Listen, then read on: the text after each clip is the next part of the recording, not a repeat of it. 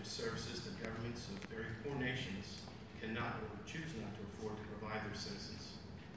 Cure Americas provides primary health care services in Bolivia, Guatemala, Haiti, Sierra Leone, Liberia, and Kenya. But it's involved in also helping to stop the spread of Ebola as well. That's my quick overview of Cure Americas and their work. But please indulge me while I also explain why Cure Americas and this trip meant so much to me personally. I think it will help you understand just what Cure Americas does, but also how they do it, which is important. And that's how they not only differ tremendously from other organizations in the primary healthcare sector, but they're actually cutting edge as far as sustainability in the third world, as far as I'm concerned. As a Peace Corps volunteer in the 1980s, I saw a lot of abandoned buildings and wells when I traveled around.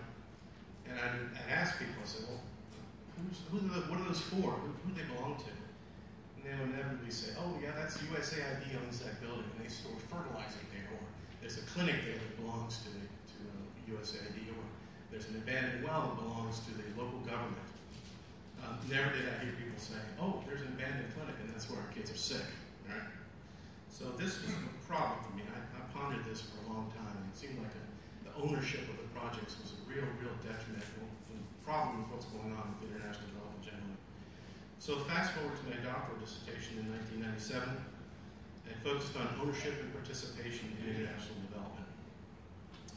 International and grassroots service organizations step in to fulfill the services that developing country governments cannot or will not afford to provide the citizens. And what I found was that what I call the widgets and turf approach. Service organizations were organized mostly by the sector specialization, and their activities were based on maps and not on the actual needs of people on the ground. The idea was in this approach that it was more cost effective since little costs were sunk into the needs assessment portion of the program. The needs seemed pretty obvious, and frankly, they were overwhelming. But there was a disconnect among the funders, mostly foundations, and the service organizations and target populations that needed these services. Inputs, not outcomes, were used as barometers of success. Those abandoned buildings and wells that I saw would have been considered a success the way assessment was done back then. Target populations were often completely uninvolved in the needs assessment process and were effectively statistics, not people or human beings. That's not a good way to measure the needs or gauge the outcomes, especially in light of how precious development dollars were. During time doing research in Kenya, I saw the participatory method showed a lot of promise in involving the target population. They were at least involved in the implementation of some of these programs, but the system for assessing needs and doling out dollars still largely remained unchanged.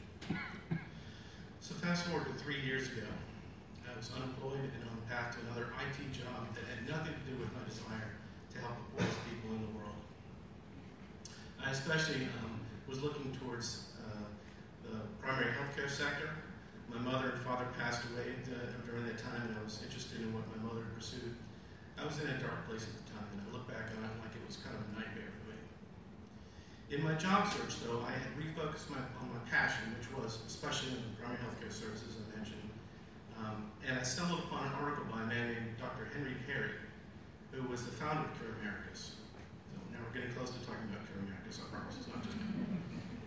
In it, he explained something he had called CBIO, or Census-Based Impact-Oriented Methodology. This method involves addressed nearly all the problems that I mentioned just now in my doctoral dissertation that I looked at. I read about it with relish, and to my delight, the organization we founded was not only close, it was actually within walking distance of my house. And to boot, they had a job opening. So I rushed right over to their office, and I happened upon a sweet person named Barbara Mufaletto, and announced our professional mutual passions like a schoolboy. I don't think she knew quite what to make of me. It was kind of like Odie the dog meets Heathcliff the cat. I applied to the job and ultimately did not get the position. I was beaten fair and square by a medical professional, a medical doctor from Kenya, who was extremely qualified. But I had found an organization that shared my passion, and I was hooked.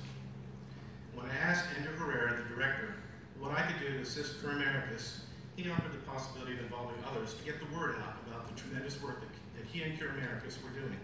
Well, here I stand getting the word out. Cure Americas uses CBIO, The first step in CBIO is to literally take a census of everybody and their environments in the service area and do a needs assessment that largely involves the target audiences themselves. Key stakeholders, the people who had already had their hearts in the process and their boots are in the mud, doing the work to improve their lives to the best of their ability, are identified. And these folks become partners in the development process and are given the information they need to improve their message, not to replace what they already know. The trainers of the trainers of the trainers are trained, and the information starts to flow down. The messages are simple, preventative ones, but they're life-saving. Wash your hands before performing certain tasks. Tweak your diet when you're pregnant so that your baby can be born healthy. The medical doctor's not needed to get these ideas out. What's needed is the stewardship of the process by those who have the passion for the cause. And measure results along the way. That's how Career Americas is different. In a moment, Emily, Greg, Nick, and Mary Pat are going to speak a little bit more in detail about what they saw and what we saw. But let me end by paraphrasing Career Americas' website and what it says is CBIO. You can precisely target scarce resources where they're needed. Volunteers run the care teams free of charge, making the project more sustainable. Healthcare professionals who do the home visits can quickly develop relationships and build trust with the high-risk families that need more attention to win their hearts. No one is left behind. Because of a lot of work here by UPUCC members and the Cure America staff, especially within the youth group, we managed to make our trip a reality. And for me, it's been like a dream come true. Thank you to everyone who made it happen.